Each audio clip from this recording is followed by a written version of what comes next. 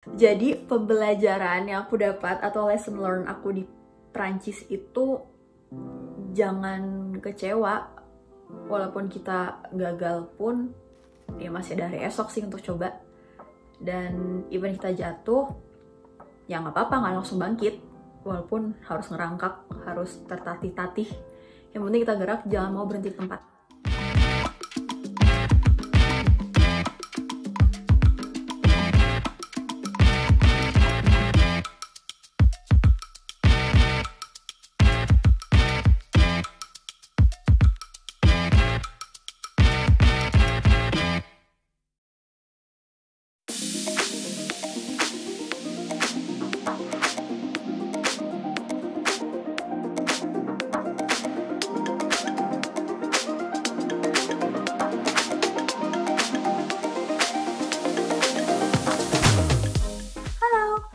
Aku Marsha Kalianita, aku lahir di Surabaya, besar di antara Serang dan Jakarta.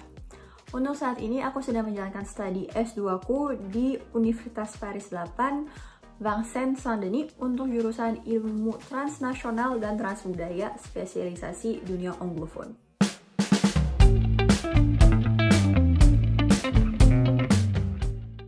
Aku tiba di Prancis bersama 21 Indonesian students lainnya di sebuah kota mungil bernama Besançon pada tahun 2014, lebih tepatnya 14 Januari 2014. Jadi kurang lebih aku sudah di Prancis sekitar 8 tahun dan baru pulang 2 kali. Jadi setelah lulus S1 di Universitas Orléans dalam bidang sasing spesialisasi mediasi antar budaya, yang dimana di sini lebih fokus ke dunia Anglophone, aku memutuskan untuk menempuh S2-ku di Paris untuk mempelajari lebih lanjut hubungan antara negara-negara tua dan negara muda dari sisi sejarah dan budaya. Kurang lebih kami belajar tentang ilmu kemanusiaan, ilmu politik, ilmu imigrasi, dan juga ilmu tentang budaya dan sosial untuk dapat memahami dampak masyarakat yang tumbuh dan berkembang di tengah-tengah era globalisasi sekarang ini yang dapat dibilang sangat cepat alurnya. Oh iya, dan kuliah di Prancis itu nggak semahal yang kalian kira, khususnya untuk negerinya ya. Kayak misalnya aku waktu S1 aku hanya membayar sekitar tahun pertama 400 sih, tahun pertama saya aku mahal karena memang kayak ada administrasi ya. Tapi ketika sudah tahun kedua ketiga, aku hanya bayar sekitar 200-300 euro per tahun. Yang mana kita nggak ada hitung-hitungan yang tiap semester bayar.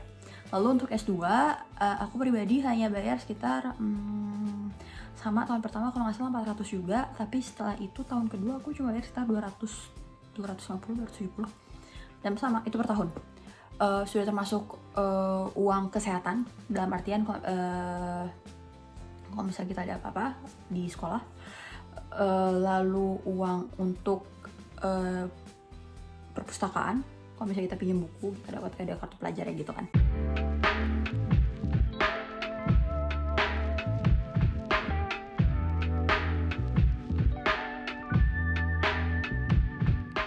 Jadi salah satu hal yang paling menantang dan paling tidak bisa dipungkiri sih, mungkin karena pertama kita hidup sendiri di negara orang yang mana kita sama sekali asing dengan budaya dan bahasa mereka. Lalu yang pasti bikin aku kewalahan waktu awal-awal pertama kuliah di sini adalah bahasa. Karena mau sebagus-bagusnya bahasa, level bahasa kita, apalagi level bahasa Prancis di sini, akan susah juga untuk mengikuti alur universitas dan untuk dapat dengan mudah berbaur gitu loh. Karena ya memang budayanya beda, kulturnya beda. Di sini contohnya untuk universitas, kita menempuh studi S1 itu hanya dengan jarak waktu 3 tahun. Yang mana kursus intensifnya tuh hanya sekitar 8 hingga 9 bulan. Jadi itu benar-benar dikebut. Karena sisanya ya karena ada libur summer sekitar 2 bulan. Dan libur winter juga. Ada musim semi, libur musim semi, dan libur musim gugur. Dan selain perbedaan bahasa tadi dan budaya, hal menantang lainnya adalah bagaimana mencari apartemen sendiri di Paris. Di Prancis, sorry. Di Paris apalagi sih. Jadi,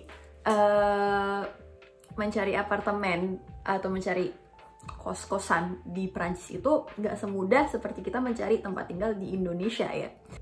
Di sini tuh contohnya mencari apartemen tergantung kota juga ya. Cuma kalau di Paris nih, di kota besarnya, pengalaman pribadi aku cari apartemen bisa sampai 2-3 bulan.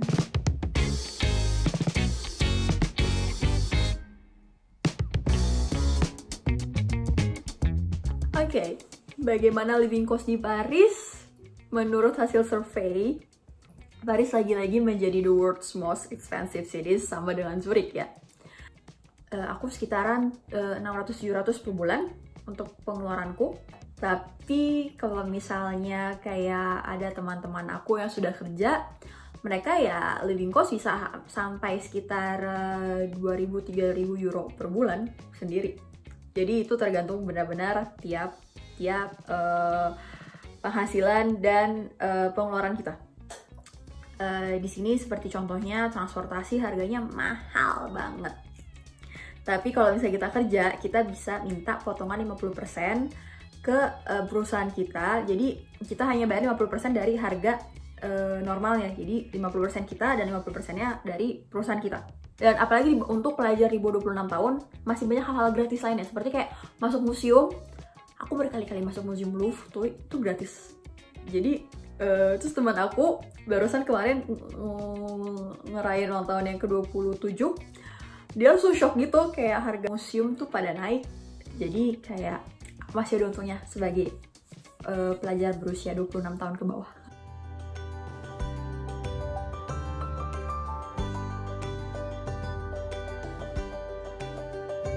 Jadi pembelajaran yang aku dapat atau lesson learn aku di Prancis itu, jangan kecewa.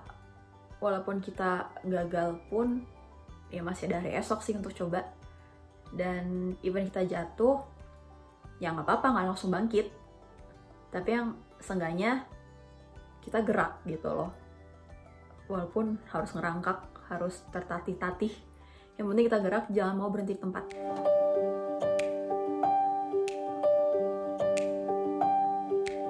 So, jadi sampai di sini dulu ya. Dan aku mau terima kasih untuk kalian yang mau nonton.